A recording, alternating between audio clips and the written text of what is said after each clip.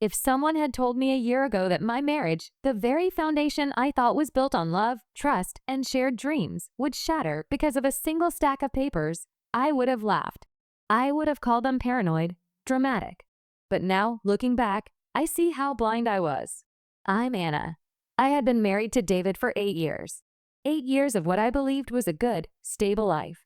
We weren't perfect, but who is?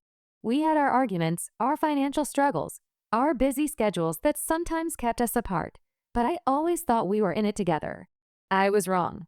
The story begins on a quiet Saturday morning. The kind of morning where the sunlight filters through the curtains and you almost forget the world outside exists. I was making pancakes in the kitchen when David walked in, half-dressed, fumbling with his tie. He didn't even look at me. "Coffee?" I asked, sliding a steaming mug across the counter toward him. "Yeah, thanks," he muttered, eyes glued to his phone. It was the way he didn't look at me that stung. Like I was invisible. And for the past few weeks, that had become a pattern. He was more distracted, always texting someone, always rushing out the door. "Working today?" I asked, trying to sound casual. "Yeah, just some paperwork," he said quickly, slipping his phone into his pocket. Paperwork. That word would come back to haunt me. I remember watching him leave, his back turned to me, and I felt this cold ache in my chest. Something was wrong. My gut screamed it, but my heart begged me to ignore it. I told myself he was just stressed, that work was consuming him, that maybe he needed space. But then I noticed things. Little things that didn't add up. His credit card bills had strange charges, restaurants I'd never been to, hotel stays he brushed off as conferences. His shirts smelled faintly of perfume that wasn't mine. And once, when he came home late, I saw lipstick smudged faintly on his collar. When I confronted him, he laughed. He actually laughed. "Anna, you're being paranoid. That's not lipstick. It's ketchup. From lunch. Ketchup. Do you know how insulting it feels when the man you love reduces your suspicions to something so ridiculous?" I wanted to believe him. God, I wanted to. Because believing the truth meant admitting my marriage was falling apart. But then came the divorce papers. One evening, I found a brown envelope hidden under a pile of files in his study. It wasn't sealed properly, so curiosity got the better of me. When I pulled out the documents, my hands froze. They were divorce papers. My name. His name. Every detail filled out neatly, except for one thing, my signature. I couldn't breathe. My knees buckled, and I sank into his chair. Divorce? Without telling me? He was preparing to end our marriage behind my back? When he came home that night, I couldn't hold it in. "What are these?" I demanded, shoving the papers into his chest. For a moment, he froze. His eyes widened, then quickly narrowed. "Anna, where did you? Don't you dare ask me where I found them. Explain this. You're filing for divorce without even telling me?" He sighed, ran a hand through his hair, and said the words that broke me. "It's not what it looks like. Not what it looks like." My whole life was about to be ripped apart, and he stood there feeding me the oldest, lamest line in the book. "They're just drafts," he said finally. "I thought about it months ago when we were fighting all the time, but I never filed them. I swear. I kept them because I didn't know what I wanted." I stared at him, trying to process. Was that supposed to make me feel better? That my husband had once wanted to divorce me, but just hadn't gotten around to it? "I deserve better than this," I whispered. My voice shook, but inside me something hardened. He swore over and over that he wasn't leaving me, that he wanted to work on our marriage. And against my better judgment, I let him stay. Because that's what love does. It blinds you. But the lie didn't end there. Over the next weeks, David acted overly sweet. Flowers, dinners, surprise gifts. It was like he was trying too hard. And the more he tried, the more suspicious I became. One night, I decided to test him. While he slept, I quietly unlocked his phone. My hands trembled as I scrolled through his messages, praying I'd find nothing. But then, there it was, a conversation with someone named M. The messages were flirty, intimate. And then I saw it, him telling her, "Don't worry, the divorce papers are ready. She won't know until it's done." My heart stopped. So it was all a lie. He was planning to leave me. He had been lying to my face every single day, playing the role of a loving husband while plotting behind my back. I sat there in the dark, staring at the screen, tears streaming down my face. My marriage wasn't just broken, it was a performance. And I was the fool in the audience, clapping along. I didn't confront him right away. I needed a plan.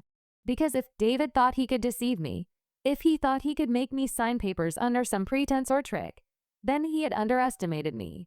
The next morning, I pretended everything was fine.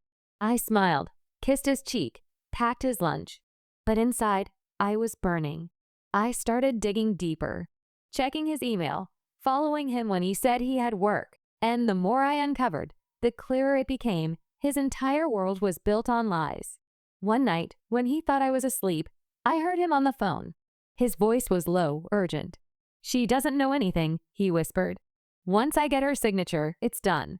Then we'll finally be together." My blood ran cold. He wasn't just lying about the papers. He was planning to trick me into signing them. He wanted me out of his life like I was some business contract he could erase. I lay there, eyes wide open in the dark, my fists clenched under the blanket. That was the moment something inside me snapped. He thought he was smart. He thought he was in control. But he had no idea who he was dealing with. Because I wasn't just going to expose his lies. I was going to make him regret every single one. And the first step was to let him think I was still blind. So I smiled at him the next morning. I played the perfect wife. But inside, I was already planning his downfall. And little did he know, I had already found the one piece of evidence that would destroy him completely. But what I discovered hidden in his briefcase the next night changed everything.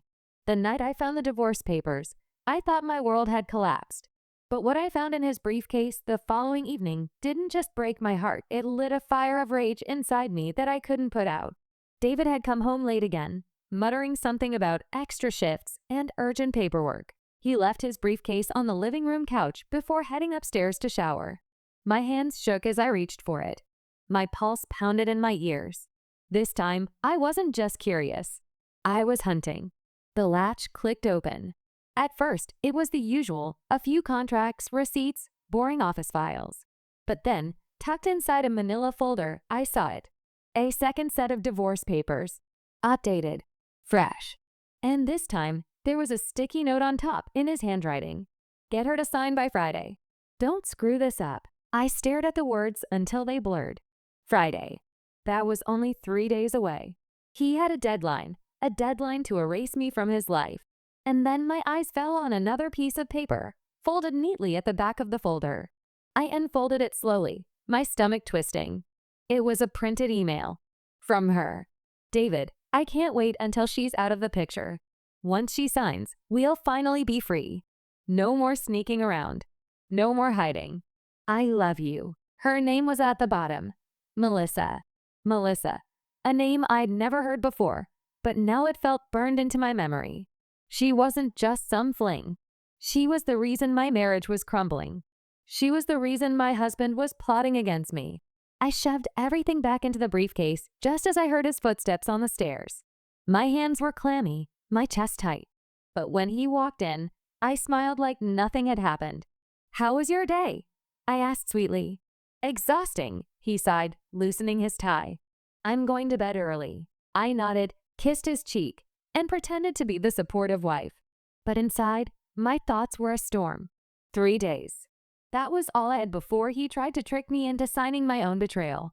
That night, as he slept beside me, I lay awake staring at the ceiling. My mind replayed every moment of the past few months, the late nights, the lies, the sudden bursts of affection. It was all an act. He had been conditioning me, softening me up, preparing me for this. But I wasn't going to let him win. The next morning, I played along. I acted cheerful, even flirtatious. I wanted him comfortable. I wanted him blind to the fact that I knew. "David," I said over breakfast, "why don't we have dinner together tomorrow? Just us. It feels like we haven't connected in a while." His eyes lit up, just for a second. Then he smirked. "That sounds nice. Maybe we can talk about some things." I knew exactly what he meant. He wanted to corner me. He wanted me to sign those papers without realizing what I was doing. But instead of fear, I felt a strange calm, because by then I had already decided I wasn't just going to refuse. I was going to expose him. I needed proof. Something undeniable. Something that would ruin his lies in one blow. So I did something I never thought I'd do. I followed him. That evening, after he left for work, I grabbed my car keys and drove a few blocks behind him, keeping my distance. He wasn't heading to the office. No, he drove straight across town, parked outside a sleek, upscale apartment building, and walked inside with a spring in his step I hadn't seen in months. Melissa. I sat there in my car, my hands gripping the wheel so hard my knuckles turned white. Part of me wanted to storm in and scream, to claw at her face and demand answers. But I forced myself to stay put. This wasn't about blind rage. This was about strategy. I took photos instead. Him walking in. Him leaving 2 hours later, his hair messy, his shirt untucked. And when he leaned down to kiss a woman goodbye at the door, I zoomed in on her face. Melissa. Young. Pretty. The kind of woman who probably thought stealing another woman's husband was romantic. By the time I drove home, my plan was forming. I wasn't just going to confront David. I was going to trap him with his own lies. The next evening, just as planned, we had dinner together. I wore my best dress, the one he used to love. I set the table, lit candles, played soft music. I wanted him comfortable, relaxed, off guard. He arrived with that fake smile plastered on his face. Wow, Anna. This looks amazing. Anything for you, I said sweetly, pouring him a glass of wine. We ate, we laughed, we pretended. But halfway through, his tone shifted. He leaned back in his chair, watching me closely. Anna, he began, there's something important I need you to sign. Just some routine paperwork, nothing big. It'll help us financially. You trust me, right? There it was. The trap. I forced a smile, even as my stomach churned. Of course I trust you, David. But you know me, I like to read everything before I sign. Why don't you bring it tomorrow, and I'll look it over? For a split second, I saw panic in his eyes. He wasn't expecting resistance. Sure, he said quickly, covering it with a laugh. Tomorrow's fine. Inside, I was screaming, because tomorrow was Friday. The deadline. That night, I stayed up late in the kitchen, rehearsing what I would say, replaying the evidence I had gathered. His texts, his emails, the photos. By the time dawn broke, I was ready. Friday came. David left his briefcase on the table, smiling like a salesman about to close the biggest deal of his life. Here it is, he said, sliding the papers toward me. Just sign at the bottom. I picked up the pen, my hand hovering over the page. My heart raced, but I didn't let it show. I skimmed the papers, pretending to read, even though I already knew exactly what they were. Then, just as I pressed the pen to the paper, I looked up and whispered, "Tell me, David, did Melissa help you draft these?" The color drained from his face. For the first time, I saw real fear in his eyes. And in that moment, I knew I had him exactly where I wanted him. The moment I said her name, Melissa, David's whole body stiffened. His confident smirk slipped, and for the first time in months, he looked like a cornered animal. What are you talking about?" he stammered, his eyes darting to the papers between us. I leaned back in my chair, my pen still hovering above the divorce documents. "You heard me. Melissa. The woman you've been sneaking around with. The woman you promised a future to once I was out of the way." His lips parted, but no words came out. For a second, I thought he might deny it, like he always did. But then he tried to regain control. He laughed, forced and shaky. "Anna, this is insane. You're imagining things again. You always." I cut him off by pulling out my phone. With one tap, the screen lit up with photos. Him walking into her apartment. Him leaving hours later. Him kissing her on the doorstep. His face turned pale as ash. "Still want to tell me I'm imagining things?" I asked softly, my voice trembling not with fear, but with fury. He opened his mouth, closed it, then rubbed his face with both hands. Finally, he muttered, "Anna, it's not what it looks like." The same line again. I almost laughed at the pathetic predictability of it. "Not what it looks like?" I hissed, shoving the papers toward him. "Then explain this. Explain why you were planning to trick me into signing divorce papers." Explain why you told her I wouldn't know until it was done. Go on, David. Lie to my face one more time. He slammed his fist on the table, making the wine glasses tremble. Fine. You want the truth? Yes. I was going to leave you. I was tired of this marriage, tired of your constant suspicions, your nagging. My suspicions? I shot back, my voice cracking. You mean my instincts. You mean the lies I caught because I wasn't stupid enough to keep believing you. His jaw clenched, his eyes blazing with anger. Melissa makes me feel alive again. She understands me. She doesn't make me feel trapped. His words hit like knives. Trapped. Was that what I was to him? A cage he was desperate to escape. I swallowed hard, forcing back tears. 8 years, David. 8 years of my life I gave you. And you throw it all away for what? Some fling who thinks she's better than me? It's not just a fling, he snapped. I love her. The words echoed in the silence between us. For a moment, everything stopped. My heart felt like it had been ripped straight out of my chest. But then, something inside me hardened. Love her? I repeated, my voice low and steady. Then why didn't you just tell me? Why the lies, the games, the trickery with these papers? Why try to erase me behind my back? He looked away, shame flickering in his eyes. Because I knew you'd never let me go. You'd make it messy. You'd drag it out. I just wanted it. Clean, clean. As if I was dirt he needed to wash off. I stood slowly, pushing the chair back. My hands were shaking, but my voice was steady. You wanted clean? Then let me make this very clear, David. I am not your puppet. I am not your obstacle. And I am not the woman who's going to let you humiliate me quietly. He frowned, suspicious. What do you mean? I held up my phone again. Because I have proof. Photos. Emails. Messages. Do you really think you can play the victim in court when I show them all this? For the first time, he looked truly rattled. His confidence crumbled. Anna, please, don't do this. Let's just talk. Oh, now you want to talk? I snapped. After months of lies? After planning to erase me? After telling her I'd never know? Tears finally spilled down my cheeks, hot and bitter. Do you even realize what you've done to me? I trusted you, David. I defended you when everyone said I deserved better. I built a life with you. And you burned it to the ground. He reached for me then, his voice desperate. Anna, please.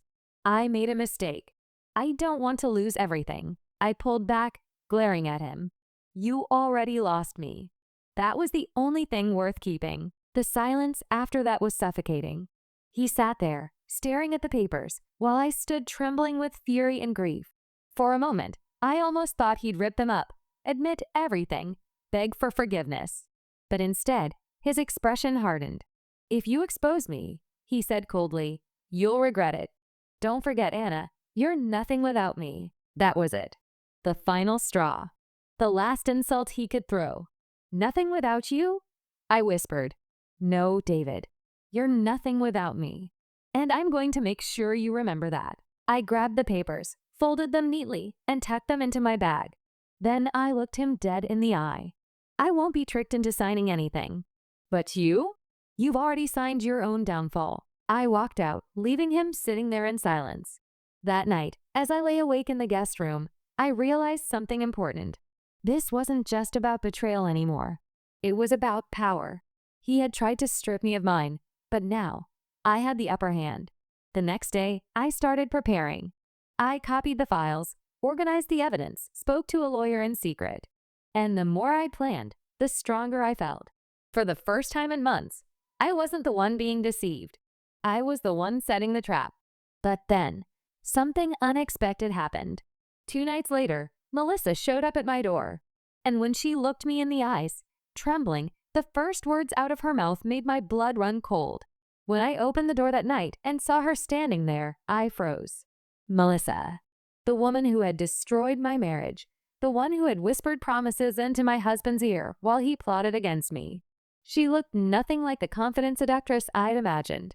Her makeup was smudged, her hair in disarray, her eyes wide with fear. For a second, she just stood there, trembling. Then she whispered, Anna, we need to talk. I almost slammed the door in her face. My rage boiled just seeing her there. "What the hell do you think you're doing here?" I hissed. "You've already taken enough from me." But she shook her head violently. "No, you don't understand. Please, just listen. David, he lied to me too." I laughed bitterly. "Oh, let me guess. He promised you the world, and now you're shocked he's a liar?" How poetic. Her lips quivered, and she stepped closer. "He told me you had already signed the divorce papers, that it was just a matter of time before you were out of the picture. He made me believe I wasn't destroying a marriage, just stepping into a broken one. But then last night, he told me something else. Something about her tone made me pause." "What did he tell you?" She swallowed hard. "That once you signed, he'd finally get access to your joint assets. Your savings, the house, everything. And then he wouldn't need either of us." For a moment, I couldn't breathe. The weight of her words hit me like a truck. He wasn't just betraying me, he was betraying her too. Melissa's voice cracked. "He said I was just a distraction. That once the money was his, he'd be gone." "Anna, he's playing both of us." I stared at her, my fury tangled with shock. Part of me wanted to slam the door, to scream that she deserved it. But another part, the calculating part, saw the truth. Melissa wasn't my enemy anymore. She was another victim. And maybe an ally. "Come in," I said finally. My voice was cold, but steady. "We're going to fix this." We sat at the kitchen table, two women bound by betrayal. Melissa's hands shook as she clutched her coffee mug, her eyes darting nervously. "I thought he loved me," she whispered. "I gave up so much for him. My friends, my job. I believed him." I wanted to snap at her, to remind her she had believed him at my expense. But I bit my tongue. Anger wouldn't get me what I needed. Strategy would. "You're not the first woman to fall for a liar," I said. "But you might be the last one he ever fools if we play this right." She looked up, confused. "What do you mean?" I leaned forward, lowering my voice. "David thinks he's in control. He thinks he can trick us both and walk away clean. But what if we turn the tables? What if he's the one who walks into a trap?" Her eyes widened. "You mean set him up?" I nodded slowly. "Exactly." The plan began to form that night. We would make David believe everything was going his way. I would pretend to forgive him, to be willing to sign the papers. Melissa, meanwhile, would act heartbroken, desperate, even clingy, exactly what he feared. He'd be so focused on keeping her at bay and pushing me toward that signature that he wouldn't notice the walls closing in around him. And while he played his game, we would gather more evidence. Recordings, messages, proof of his manipulation. Enough to not only ruin him in court, but also destroy his reputation. Melissa hesitated at first. What if he finds out? He can be scary when he's angry. I met her gaze firmly. Then it's time he learns what it feels like to be scared. The following week was a performance worthy of an award. I smiled at David, cooked him dinners, pretended to melt when he brought me flowers. I let him believe his charm was working. Each night, I'd let him bring up the papers, and each night I'd say, "Soon, I just need a little more time." Meanwhile, Melissa played her part perfectly. She called him in tears, begging him not to abandon her. She showed up uninvited at his office once, causing a scene. David grew more and more frustrated, snapping at her, belittling her in texts. And every word, every message, every phone call, we recorded it. I'll never forget the night it all came to a head. David came home late, his temper flaring. He slammed his briefcase down on the table. "Anna, this is getting ridiculous. Why are you dragging this out? Just sign the damn papers already." I looked up at him with wide, innocent eyes. "I told you, I just need to be sure. This is a big step, David. But maybe tomorrow." He groaned, running a hand through his hair. "Tomorrow, tomorrow, tomorrow. You've been saying that for weeks." And then his phone buzzed. "Melissa." He cursed under his breath, answering sharply. "What do you want, Melissa?" "I told you to leave me alone." I watched his face twist with irritation as he hissed. "You're pathetic. Do you think I'd ever choose you over my wife? You were just a distraction, nothing more. Once I have what I need, you're out of my life for good." Click. He hung up, tossing the phone onto the couch.